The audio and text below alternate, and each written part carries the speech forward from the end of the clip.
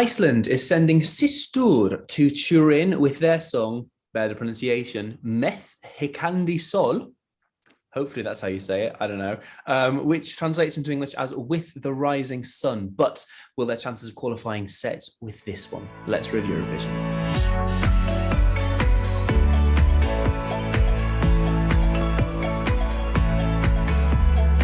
So the three-piece band Systur will be representing Iceland this year. Their song, I'm going to try and say it again, is Með Hækkandi Sól. At least, well, Emily was supposed to be hosting this one, except she can't speak.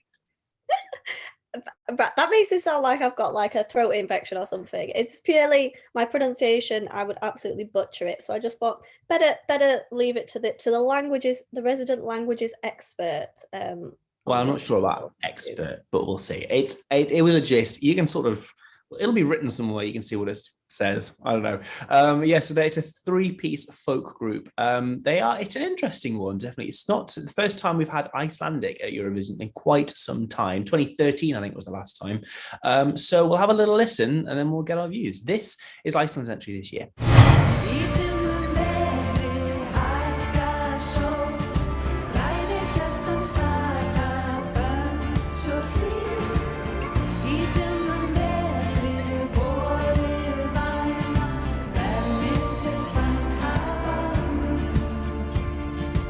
Alrighty then, thoughts and feelings, please. James, you first. Well, yeah, I mean, Iceland had a real big act to follow, you know. They got so successful with their sort of songs like Think About Things that, you know, anything after that is going to be difficult. And obviously last year wasn't quite the same, so it didn't hit really the same mark, which is a shame because, you know, like we said last year in our last video, if people want to go back and have a listen, it had so much potential, but because I think that Think About Things was so popular and such a big smash hit, it's making it really hard, you know, for them to follow, basically. And I think, you know, we can all probably say that they possibly, if not probably, would have won with Think About Things. This year, you know, it's not my favourite by any means. It's a sort of Icelandic tribute group for Dolly Parton, I think. You know, it gives me that vibe. It's, you know, it's a nice song. Catchy, upbeat, which is what we like for Eurovision, and really nice to sort of hear the language too. You know, I quite like it when you hear songs that are in people's own languages and things. You know, it's like, I've got my notes here, I'm just having to read. Kate Bush meets ABBA. You know, can you believe? It's that sort of thing for me. In other words, I think what I'm trying to say is, you know, I don't really get the sort of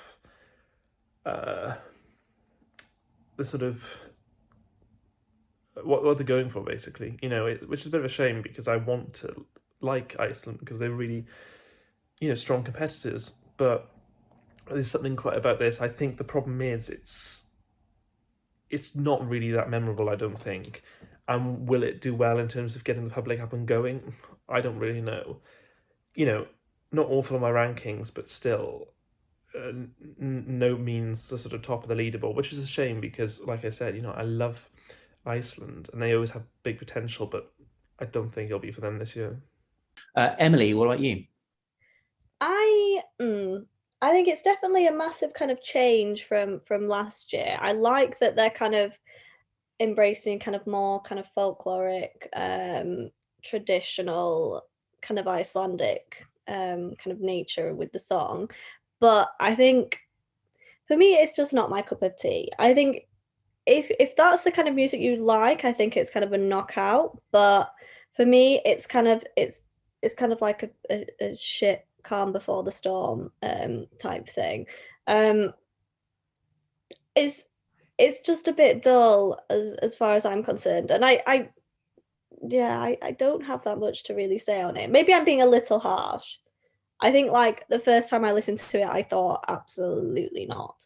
And then I've kind of listened to it a couple of times since, and it's kind of climbed a little bit in my estimations. But yeah, for me, not my vibe, sadly.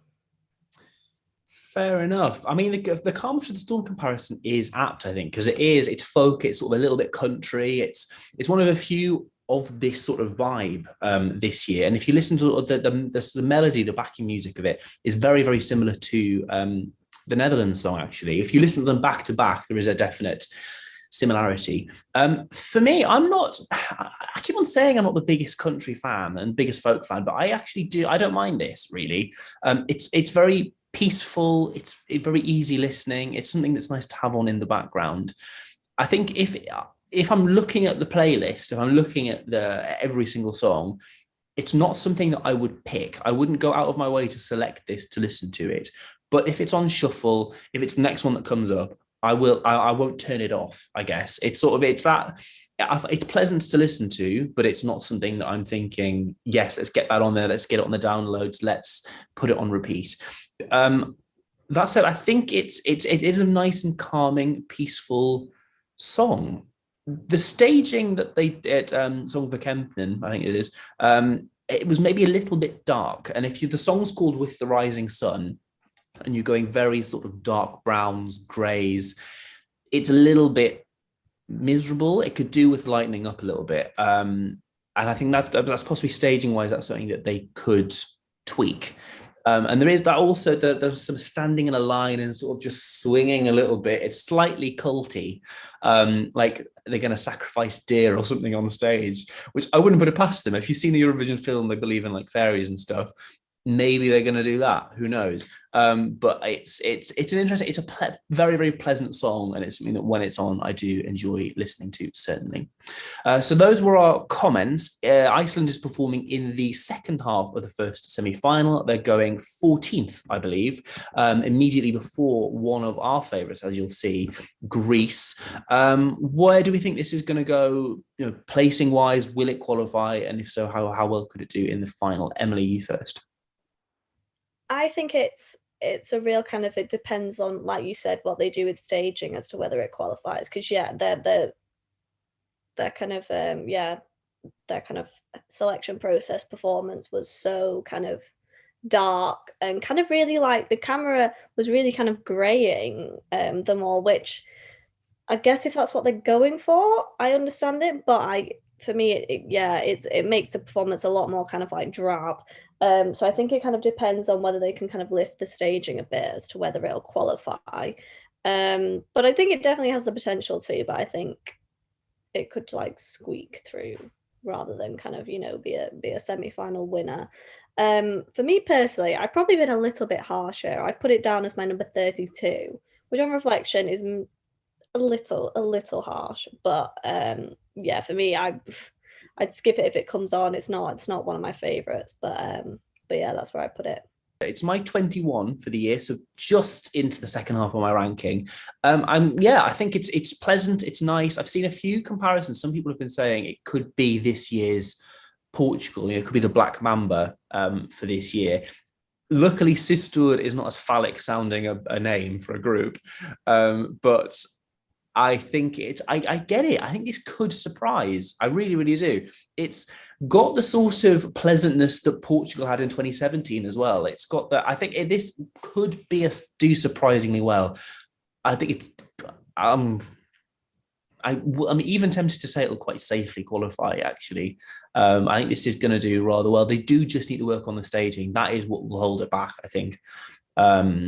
If they do just need to lighten it up. So as you said, Emily, I think if they sort that, it'll do quite a bit better. But I think this is safely going through. And if it goes in the right way in the final, I think bottom end of the top 10, it could end up in. I think the juries will really appreciate this, and the public will as well.